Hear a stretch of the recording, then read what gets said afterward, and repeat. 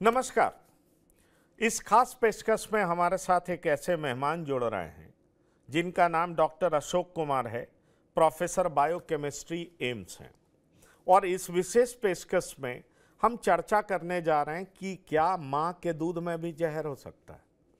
आप चौंकिएगा मत, क्योंकि ऐसी खबरें बिहार से आ रही हैं और इस डर को हम खत्म करने का ही प्रयास करेंगे।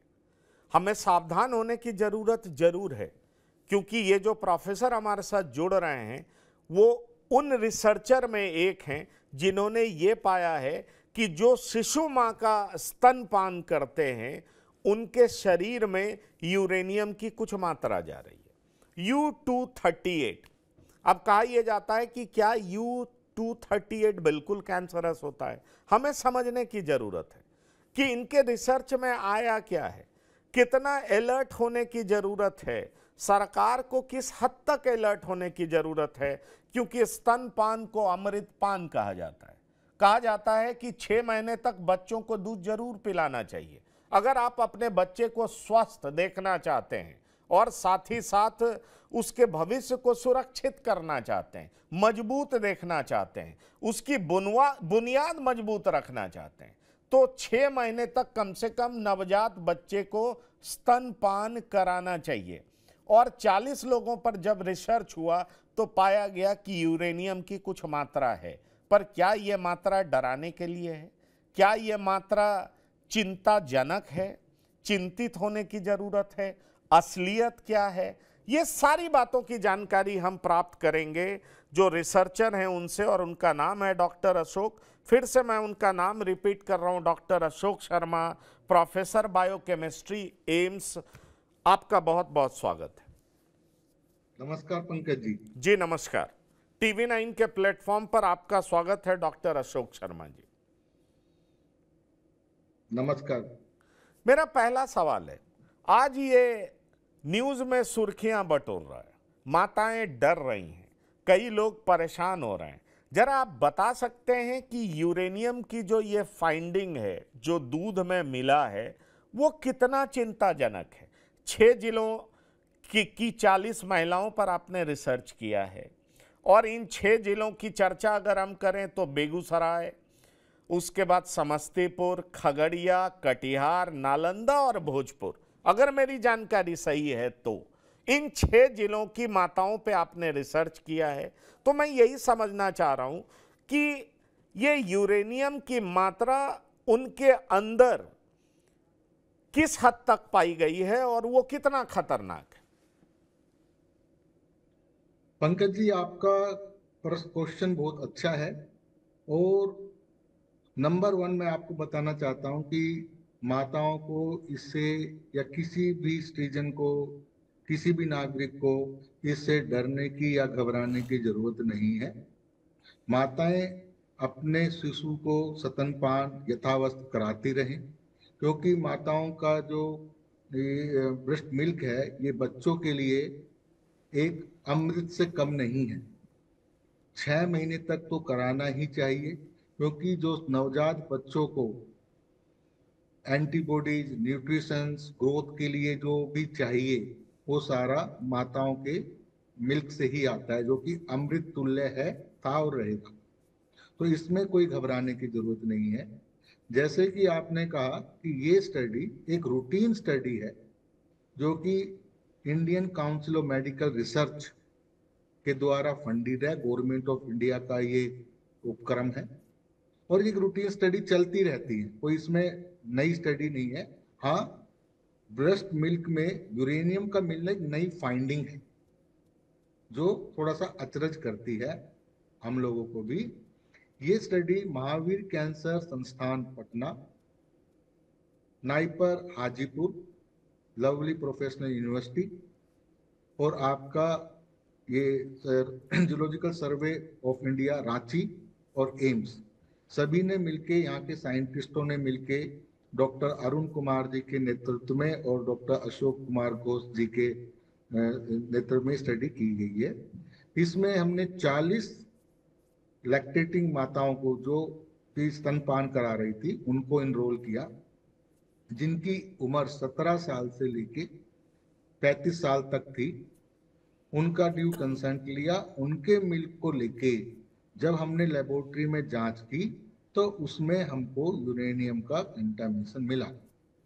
जो सबसे कम कंटामिनेशन मिला, ये नालंदा डिस्ट्रिक्ट से जो हमने सैंपल लिए थे उसमें 2.35 पिकोग्राम और माइक्रोग्राम पर लीटर ये कंसंट्रेशन, और जो कटिहार डिस्ट्रिक्ट में सैंपल लिए थे उसमें 5.26 माइक्रोग्राम पर लीटर की मात्रा में मिली।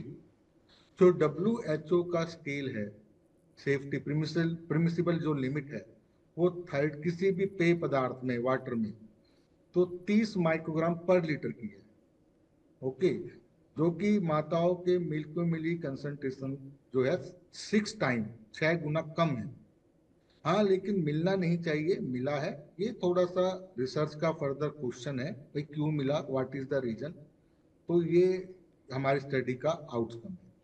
चलिए, तो आपने एक बात तो बहुत साफ कर दिया कि डरने की कोई जरूरत नहीं है। स्तनपान बिल्कुल अभी नहीं। भी अमृतपान है। माताएं अपने बच्चों को दूध पिलाते रहें, क्योंकि अगर इस डर से माताएं दूध से वंचित कर देंगी तो अपने बच्चों को अमृतपान से वंचित कर देंगी। ये बात बिल्कुल सही है। अब मैं आपसे यह पूछना चाहूंगा कि आपने नालंदा की बात की और आप कटिहार तक गए, और दोनों के बीच में लगभग 50% का अंतर मुझे दिखाई पड़ा। एक जगह 2 पॉइंट समथिंग, दूसरी जगह 5 पॉइंट समथिंग माइक्रोग्राम की बात आप कर रहे हैं। बड़ा सवाल यह उठता है कि क्या कटिहार के बच्चों को ज्यादा खतरा है नालंदा के बच्चों से? अगर मैं ये सवाल आपसे पूछूं तो पंकज जी, अभी इस बारे में स्टडी नहीं हुई है, क्योंकि ये हमारा अभी रिसर्च क्वेश्चन नहीं था, ये फेज 2 का रिसर्च क्वेश्चन है। यहाँ पर हमारा मकसद था कि माताओं के मिल्क में और ग्राउंड वाटर में यूरेनियम की मात्रा कितनी है। ओके, तो ये यूरेनियम की मात्रा कितनी परमिसिबल लिमिट है माताओं के मिल्क में या फूड प्रोडक्ट में, ये अभी इसके बारे में कोई स्केल नहीं है। तो इस बारे में कुछ बोलना जल्दबाजी होगी, जो कि एक फर्दर अनुसंधान का विषय है। ठीक है, आप अनुसंधान कर लें, हम आपको शुभकामनाएं देते हैं। और जब भी आपकी फाइंडिंग आए तो मुझे लगता है लोगों को के वेलफेयर के लिए, जानकारी के लिए आप जरूर उसको प्रकाशित करेंगे और लोग उससे लाभान्वित होंगे। मेरा अगला सवाल है कि ये जो भी मात्रा है, ठीक है, ये परमिसिबल लिमिट के नीचे है, बहुत नीचे है, इसलिए चिंताजनक बात नहीं है। पर क्या आप हमारे दर्शकों को बता सकते हैं कि चिंताजनक बात भले ही नहीं हो, आउटकम जल्दी दिखाई नहीं पड़ता हो, लेकिन यूरेनियम 238 बच्चों के शरीर में या लैक्टेटिंग मदर, मतलब जो स्तनपान कराने वाली स्थिति में माताएं हैं, उनके शरीर में पाई जाती हों, तो ये कितना खतरनाक है? क्या हमें कुछ करने की जरूरत है? कुछ सावधानी बरतने की जरूरत है? क्या करना चाहिए? ये आपका क्वेश्चन बहुत अच्छा है पंकज जी, क्योंकि इन जो हम रिसर्च करते हैं और जो भारत सरकार हम लोग को फंड्स मुहैया कराती है, वो बेसिकली इसी टाइप के क्वेश्चंस को फ्यूचर पॉलिसी बनाने में कैसे हेल्प कर सकती है, किस तरह से हम जो प्रॉब्लम्स आ रही है एडवांस में हम इसका सोल्यूशन निकाल सकें, इसमें सहायता करती है। जैसे कि भारत सरकार का ऑलरेडी एक जल शक्ति मिशन चल रहा है, जिसका उद्देश्य हर घर जल नल नल में जल, कि जिससे कि हम एक स्वच्छ पीने का पानी सभी परिवारों को पहुंचा पाए, जो कि हैवी मेटल्स कंटामिनेशन और दूसरे प्रदूषित कंपोनेंट से साफ रहता है। तो अब जैसे ये स्टडी हमने की, इसके अंदर हमने more than 270 samples, different ground water sample collect किए डिफरेंट डिस्ट्रिक्ट से, और जब हमने उनका यूरेनियम का कंटामिनेशन चेक किया तो हमें पता लगा भी ये यूरेनियम कंटामिनेटेड वाटर है। तो और ये फूड चेन में भी संभव आ रहा है, जैसे कि हमें मदर मिल्क के अंदर मिला है। तो ये सारी स्टडी हमको अवेयर करती हैं, पब्लिक को अवेयर करती हैं, हमको ये डेटा हेल्प करता है कि सरकार इन सब चीज़ों को लेके अच्छी पॉलिसी और एडवांस पॉलिसी बना पाए, जो कि ऑलरेडी इसके ऊपर काफ़ी काम चल रहा है। भारत सरकार ऑलरेडी इसके लिए सेंसिटिव भी है और बहुत काम भी कर रही है, इसलिए इस तरह की रिसर्च चलती है जो कि फ्यूचर पॉलिसी बनाने में हमको हेल्प करती है। अब हम क्या प्रिकॉशंस ले सकते हैं? एक तो जो ग्राउंड वाटर, जैसे पता लग गया इस एरिया में ग्राउंड वाटर में यूरेनियम है, तो हम वहाँ के वाटर का ड्रिंकिंग बंद करके जो सरकार के द्वारा स्वच्छ जल मुहैया कराया जा रहा है उसका सेवन करें, और अपना हाइजीन को मेंटेन करें, और अपना जो चेकअप है, health checkup time to time अपना कराते रहें किसी भी प्राइमरी हेल्थ केयर सेंटर में, जो कि सरकार के द्वारा ऑलरेडी हेल्थ इंफ्रास्ट्रक्चर में इम्प्रूवमेंट किया जा रहा है, उसका लाभ सभी लोग उठाएं। जिससे क्या होता है, अगर कोई प्रॉब्लम अर्ली स्टेज में डिटेक्ट हो जाती है तो उसका भी निवारण जल्दी हो जाता है। चलिए, आप ये बात तो कह रहे हैं, लेकिन मैं डॉक्टर आपसे ये जानना चाहूँगा, आपने तो कह दिया कि ये सारे प्रिकॉशंस लेने चाहिए, पर ये जो शरीर में अवशेष जाता है यूरेनियम 238 का, मुझे लगता है लोग जानना चाहेंगे कि इसका शरीर में होता क्या है। क्या ये शरीर से बाहर निकल जाता है? कुछ फाइंडिंग्स में, कुछ न्यूज़ में मैंने पढ़ा कि ये यूरिन के जरिए बाहर निकल जाता है, इसलिए बहुत चिंता करने की ज़रूरत नहीं है। तो यूरिन से बाहर निकलने की एक प्रक्रिया होती है, क्या ये हमारे किडनी को डैमेज करता है, क्या हमारे लीवर को डैमेज करता है, या बिना डैमेज किए हुए यूरेनियम 238 कम मात्रा में होने की वजह से निकल जाता है, इसलिए हमें बहुत पैनिक करने की ज़रूरत नहीं? पैनिक होने की तो जरूरत बिल्कुल भी नहीं है। रीजन बिहाइंड, एक तो यूरेनियम जो है ये एक हैवी मेटल है। हैवी मेटल होने की वजह से ये, इसका जो है ना बॉडी, इसका जो इंट्रैक्शन है वो प्लाज्मा प्रोटीन के साथ होता है।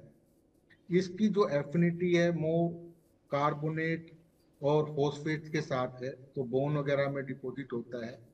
जैसे कि मैंने आपको बताया कि माताओं के जो मिल्क में है और जो ब्लड में कंसंट्रेशन, उसका हुज डिफरेंस है, क्योंकि मैक्सिमम जो यूरेनियम है वो किडनी के द्वारा एक्सक्रीट कर दिया जाता है, बाहर निकल जाता है। तो कम थोड़ी सी मात्रा में जो कि हमें ब्रेस्ट मिल्क के अंदर डिटेक्ट हुआ है वो उसमें जाता है। अब क्योंकि यूरेनियम एक रेडियो एक्टिव हैवी मेटल्स है, और नॉट ओनली यूरेनियम, जो दूसरी हैवी मेटल्स हैं, कैडमियम है, आर्सेनिक है, क्रोमियम है, नेचुरली इन सब का एक हेल्थ हैजार्ड तो है, सेहत के ऊपर इफेक्ट तो पड़ता है। लेकिन कितना इफेक्ट पड़ता है, कहाँ तक पड़ता है, ये सारा डिपेंड करता है कि कितने लेवल का एक्सपोजर है, वहां पर कितने टाइम तक वो पर्सन हैबिटेट कर रहा है, कितना उसका बायोलॉजिकल अवेलेबिलिटी है। ये जो अगर ज्यादा मात्रा में इसकी कंसंट्रेशन होती है तो किडनी, लीवर, लंग्स, इन सब के ऊपर, ब्रेन, इन सब के ऊपर इसका इफेक्ट आ सकता है। Uranium brain, blood brain barrier को भी क्रॉस कर जाता है। तो लेकिन ये सारा long term study, epidemiological study करने का विषय है कि हम लोग इसके ऊपर लॉन्ग टर्म की स्टडी डिजाइन करें और उसका एक साइंटिफिक निष्कर्ष निकालें। लेकिन इस स्टेज पे कहना कि इससे इमीडिएटली कोई इफेक्ट हो रहा है, वो एक बहुत जल्दबाजी होगी। चलिए डॉक्टर, आपने बहुत महत्वपूर्ण जानकारी दी। मैं एक सवाल और करना चाहता हूं, क्योंकि मैं उसी इलाके से आता हूं। अगर बेगूसराय की बात करें, खगड़िया की बात करें, समस्तीपुर की बात करें, तो इन जिलों के आसपास से या बीचों बीच गंगा बहती है। क्या ये माना जाए कि यूरेनियम 238 का कॉन्सेंट्रेशन यहाँ पर मिल रहा है, या अगर हम कटिहार की भी बात करें तो वो भी नदी के बगल में ही है? तो इसकी बड़ी वजह यह है कि ये सारे जो जिले हैं वो गंगा के बगल में हैं, इसलिए यूरेनियम 238 का पाया जाना कहा जा सकता है, देखा जा सकता है। इसके बारे में अभी तक हमारे पास कोई डेटा अवेलेबल नहीं है, लेकिन उस एरिया में काफी खदानें हैं, बहुत सारी ऐसी रॉक्स हैं जिसके अंदर यूरेनियम, जनरली जितनी भी हैवी मेटल्स हैं जनरली अवेलेबल मिलती हैं अर्थ क्रस्ट के अंदर।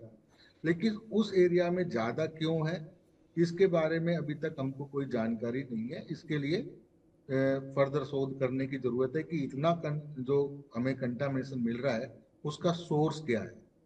तो ये शोध का विषय है।